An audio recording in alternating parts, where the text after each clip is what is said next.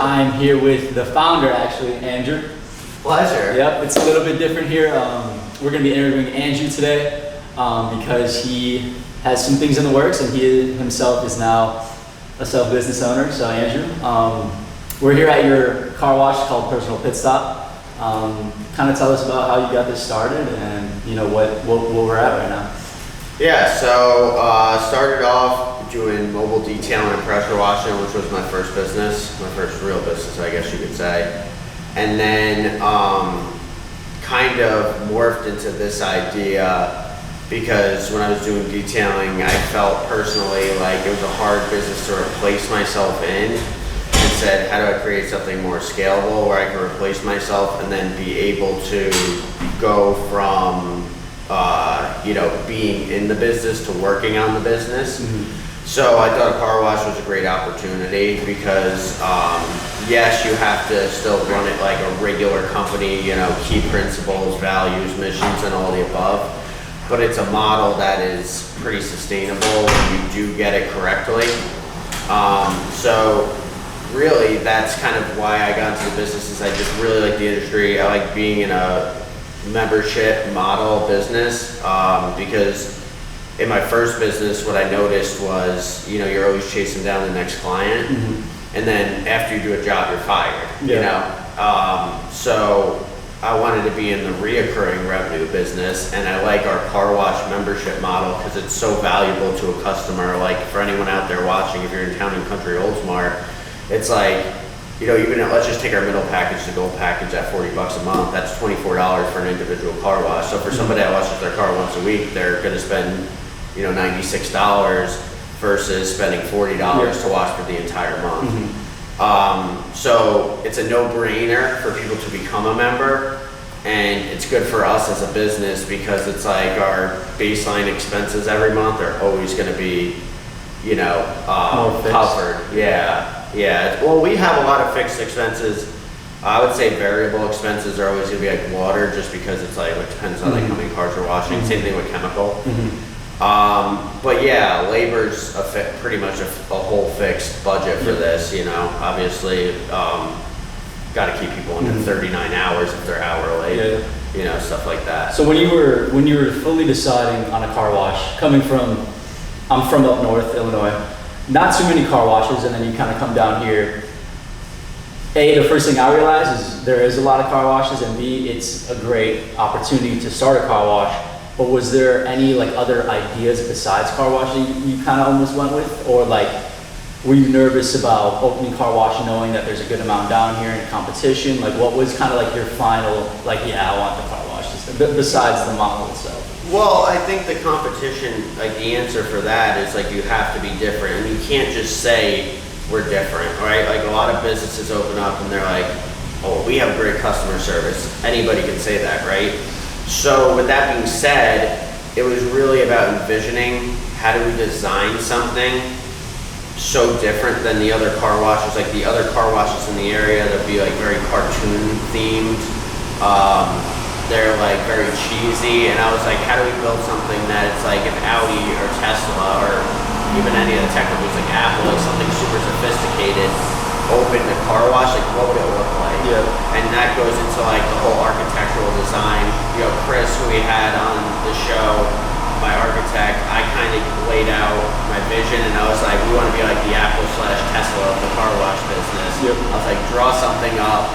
He sent me 5 drawings, and when I saw the one he picked, I was like, that's the one, that's what we're going for. Yeah. So separate ourselves, we're more of I would say, yes, we still have that high level customer service. Actually, I think we do it better than anybody else, but our brand, when people come in, is more of a confidence brand. It's you leave here and you're like, no, I go to a super nice facility, detailing towels are always out, bottles are always full, staff will always shake my hand. It's more of a confidence brand. Yep. No, I can totally see that. They'll see in the B-roll that this is the most modern, futuristic, and great. You said Apple/Tesla, they were to build it. This definitely gives very one-of-one aesthetically. Yeah. And a lot of people that come up to me when I was doing the grand opening, I come out as the owner and shake everybody's hand, because I still find that very important. That our perception as a business is not like some big corporation. Yeah. And obviously it's my goal to grow the business, but I never wanted that to be the image of the brand. So, but like one compliment, or just comment I would say that we get frequently here is that we look like a Cybertruck. Yeah. They say the building looks like a Cybertruck, or the building looks like some like NASA data center. Yeah. So I think I like that because it dives into that innovative, like our slogan is America's most innovative wash. Yeah. And that's not just with like design, that's also with our amenities, like our EV charging station. Mm-hmm. No other car wash in Tampa has an EV charging station located at them. Mm-hmm. Our technology that is in the car wash, I know we invested well over 7 figures into the technology that's in the car wash. Our light show, just like all the small details that are in the tunnel separate us. Like if you look at the Personal Pitstop Express website and you tap the link that says the tunnel, I guarantee we're the only car wash that actually explains to the customer like what's touching their car, like what products are in the car. Yeah. So there's more of like a science to it when you go to our website. Awesome. So the one question I do have, I know since I've known you for at least 6 to 8 months at this point, in the process I wasn't there every step of the way, but what were the biggest phases of from idea to conception to finalization? What were the 3 biggest, I would say not 3, let's give me 2 challenges and then 2 things you think you learned that you can implement elsewhere? Yeah, well, I could say 1,000 things that I learned, but I would say the 2 biggest challenges is it's just the biggest milestones of doing any sort of development. It's not really car wash specific, it's more just commercial real estate specific. Definitely getting permits. I'll go 3. Getting permits, getting financing, and getting a certificate of occupancy. So the permitting stage is I bring this idea to the county, and I have to have an engineer design a site plan. The county's got to stamp off on that, but that goes through a lot of like reiterations before it gets approved to start construction. Mm-hmm. Then obviously you got to have the money for construction to pay general contractors and other vendors. So going through that process, like I use SBA 504 loans. Centennial Bank was very good with my process. But it is a lot of paperwork just because the SBA portion and their requirements. So like getting through that was a lot. Mm-hmm. They want certain things changed, and it just seems like a never-ending ping pong battle to get the paperwork done. And then getting a certificate of occupancy. The construction process itself actually flows pretty smoothly.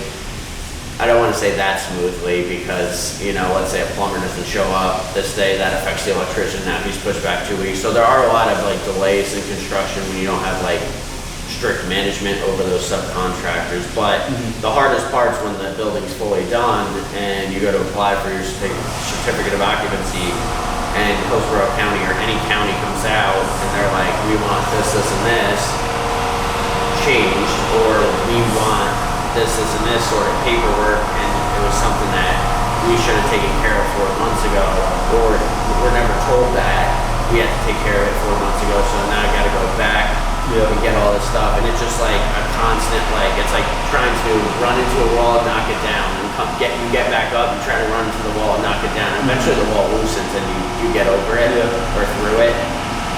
But those are the 3 biggest challenges: permitting, financing, and getting a certificate of occupancy. So obviously you didn't do this by yourself, right? Yeah. There had to have been either contractors, friends, family that kind of either gave you guidance or when you hit adversity. What were some moments or relationships that you built when you hit kind of like a wall, or maybe you got a little bit too anxious? Like when, obviously it takes time to curate all this. Who and what kind of helped you come to this finalization and to get to open? Yeah, I would say, it's a multitude of people. Like, obviously I have a strong family relationship with my family. My dad's like, my backbone in my life. My mom's fantastic as well. I would say that having, like, I've had bad people in the process and good people in the process. And to me, what separates a good and bad person is like responsiveness, willing to say, hey, I understand this is the first time you're going and doing a building like this.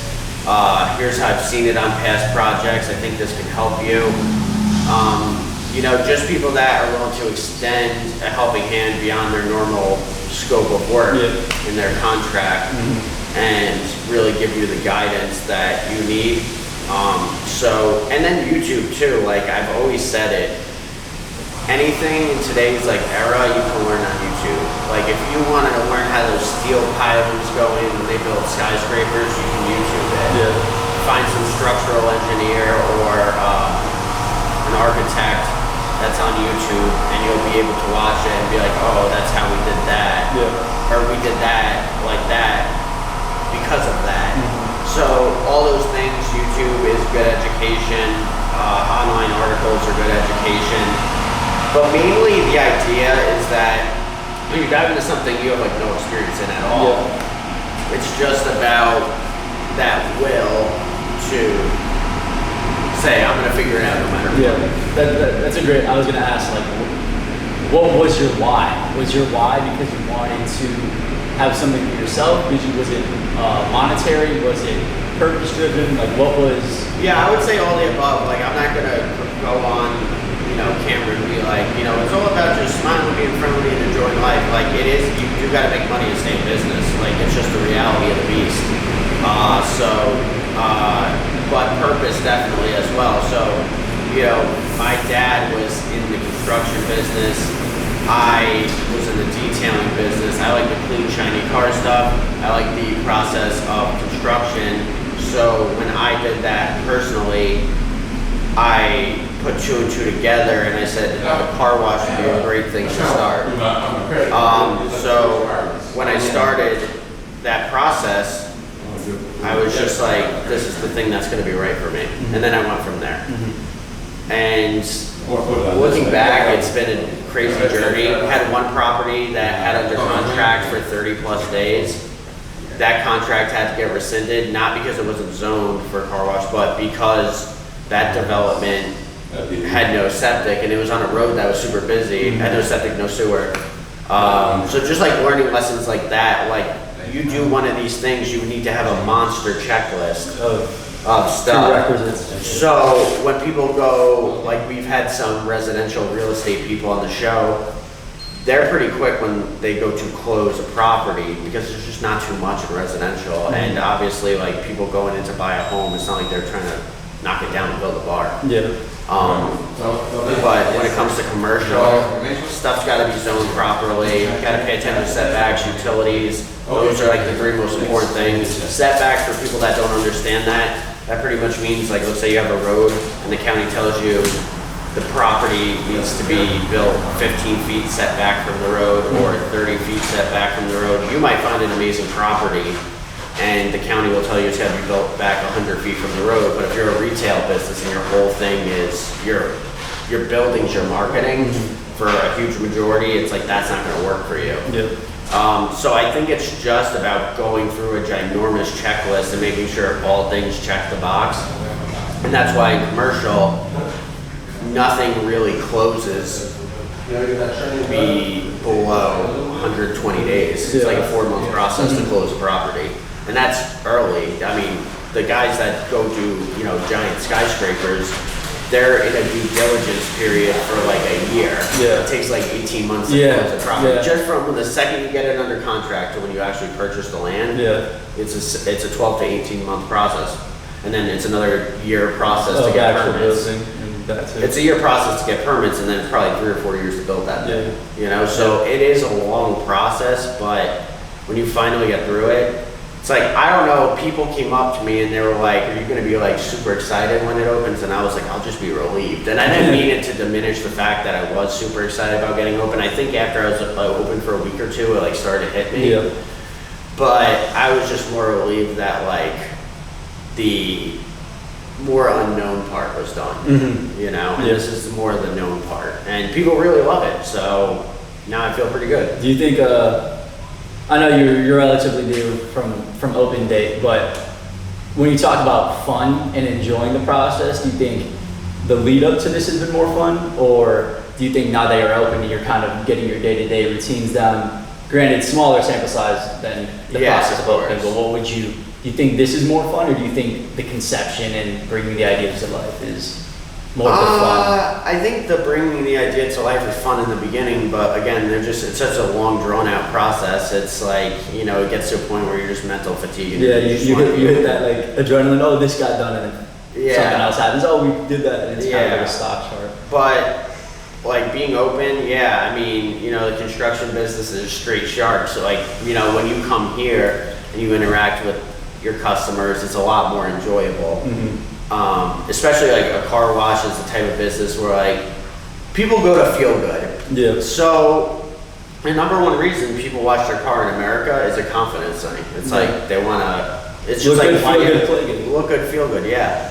And that is like our slogan as a company is look good, feel good, because it keeps it very simple. You could argue, that's not so original. Like, it's not, but it doesn't need to be that original. It's because we're selling, when you come to us, you're not just getting a car wash, you're getting a confidence boost. Yeah.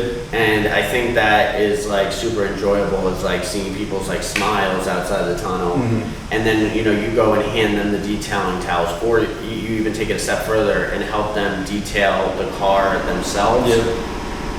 People love that stuff, love leaving 5-star reviews versus, just a bunch of back and forth paperwork trying to get the building open. Yeah. That's a lot more enjoyable to me. It's more the customer interaction, the challenges of like, I like the challenges here because when you're dealing with like the county or the bank, it's like those challenges are more like in their court, is there the leverage? With me, like as the business owner, I'm the leverage. Yeah. But you have some say. I don't really have anybody over me. It's, I do have people over me still at the end of the day, but it's a lot less of that. Yeah. And, when you're the owner, that was one of the toughest parts is like solving problems with like getting through like permitting, because now if a problem happens here, it gets solved immediately. Yeah. Why? Because I address it. Yeah. So I think the inability to address things made that part more stressful, but the ability to address things when they come up and address them fast makes this more enjoyable. Just a control factor. Yeah. Going back to we were talking about location and permitting. What about and the difference between residential and commercial? What about this space specifically? Was this a previous commercial spot? Was everything you needed regarding piping and sewage, was this all aligned? Like what was kind of your like, all right, this is where we want to set up shop? Yeah, so that's a great question. Going back to what I said, I had a property under contract. When I was looking for car wash properties, I looked at self-service car washes because I knew that they were already zoned for a car wash. So I was like, just getting past that one, before So this location was a previous car wash? It was a previous car wash, it was a self-service car wash. So that's what I did, is I reached out to a bunch of owners of self-service car washes and said, hey, my name's Andrew. I'm interested in the property.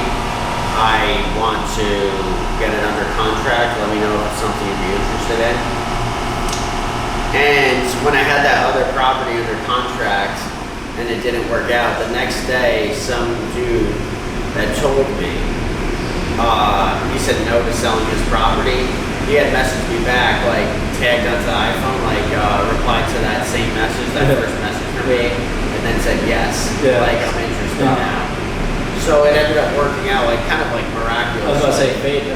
Yeah, it was kind of like a fate thing. Like it was just, that was one of the funniest parts of this, because I was like so discouraged after I had a property under contract for like 4 weeks. Yeah.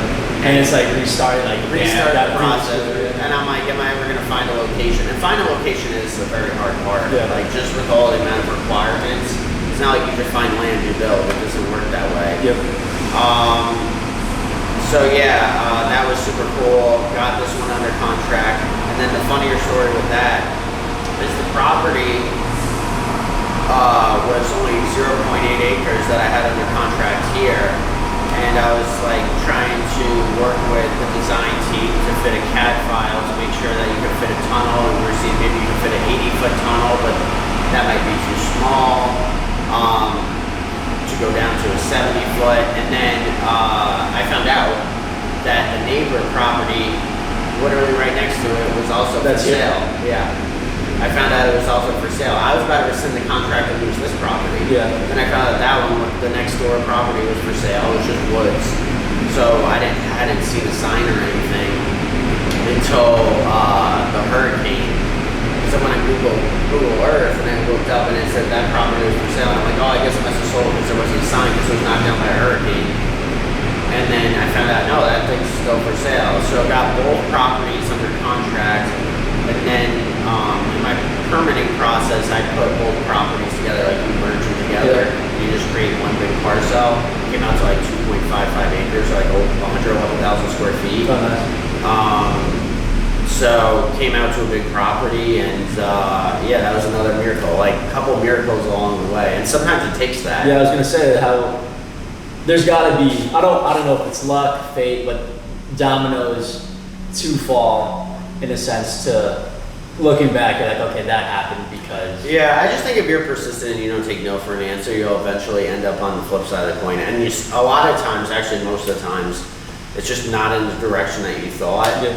I also think luck, there's a quote where it's like luck is just when opportunity meets preparation. Yeah. So obviously when you have that opportunity and you've been prepared, when that thing's kind of falls, yeah, it's kind of easier. Yeah, that's especially in this industry. It's like, you know, a property like this was under contract, and then because it was an off-market property, so no one had known it was under contract. When I had it under contract, you had 7-Eleven, JP Morgan Chase, all these brokers calling for, or like all these brokers on behalf of those companies, calling because they knew this was for sale. Oh, it's on a super busy road. Because the guy had listed it after I had it under contract to see like, oh, if I rescind the contract, like what could I get for it? And I didn't rescind that contract because I held on to this thing until the last second before I thought like, oh, you could have built one here, and then I found out, you know, that neighboring property. Yep. So when you have something under contract like that, what does that mean for someone who's listening? And B, does that solely provide you with the security? Obviously, it's a contract, so.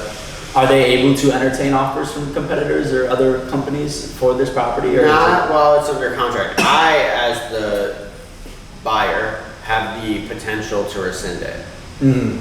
But the seller doesn't? So like so obviously someone owns the property, you come in, you're trying to buy it, let's say you sign that contract. The only way that contract can be broken is by you. Once the seller signs it, it depends how the contract reads, but most like purchase and sale agreements are kind of like that. Up to the buyer if they want to pull out. To pull out. So the buyer can't really get blindsided a week before, like whatever. No, if you're under contract, you're under contract. There's no way for them to wipe it out from underneath you. They can't just have somebody else have it under contract after you. So like let's say theoretically, let's say this property itself was, let's just say $1 million.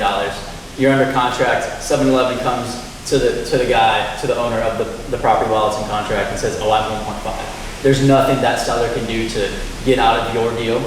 No, not in that moment. Yeah, the way our contract read it was like that. It was set up that way that we're provided a due diligence period. Yep. We're provided at set forth price. And that's that. Now, if the seller sells something for $1 million and he knows it's worth $1.5 million or $2 million, that's just shame on you for not doing your due diligence. Like it's very easy to look up neighboring properties that were just sold a year or two in the area and know what price per square foot they were sold at. Get a gauge of it. Get a gauge, yeah. And obviously, like every property's different, but it's just like within a 3-mile radius, it's all relative. It's like good comps to be able to look at, but I know people that have sold properties for dirt cheap. And regret it or? Yes, yeah,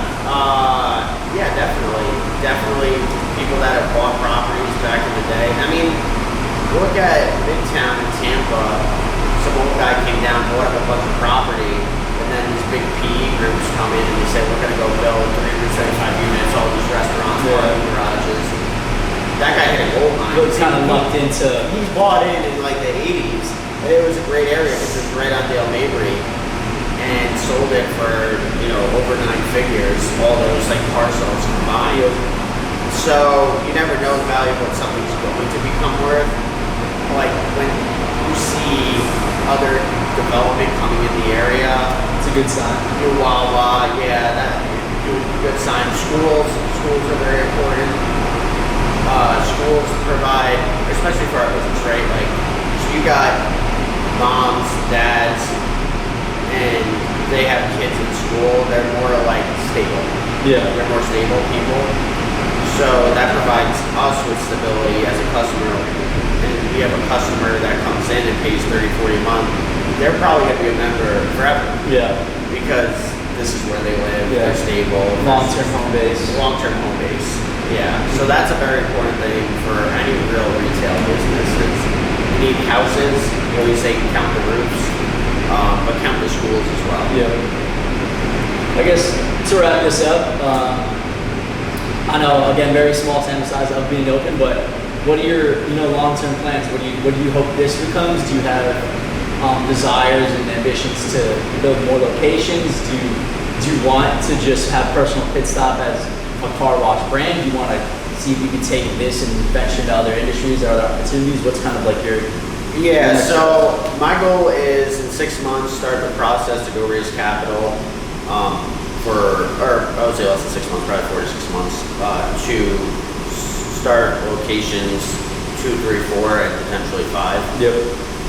So now that I got that experience and I have my vendors and partners, I feel like we'll be able to not only do this a lot faster, but do this a lot more efficiently and a lot more cost friendly. Yep. So try to get to that handful of locations number, 4 to 5 locations, and then figure out from there. There's 3 different areas. I could go, I could sell the business, I could sell all the locations.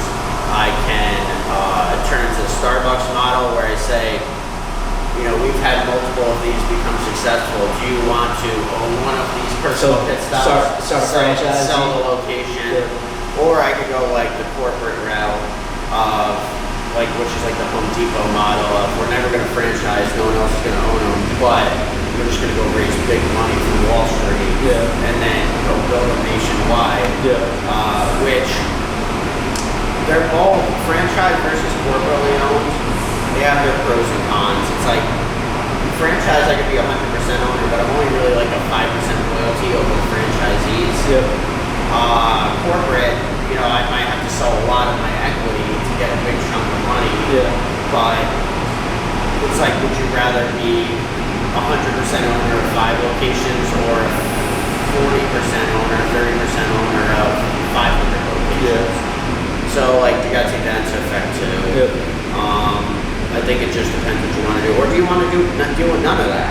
And just, it's a great business model. Just continue to build them out. Friends and family, yourself money, and continually build out the locations and just run them.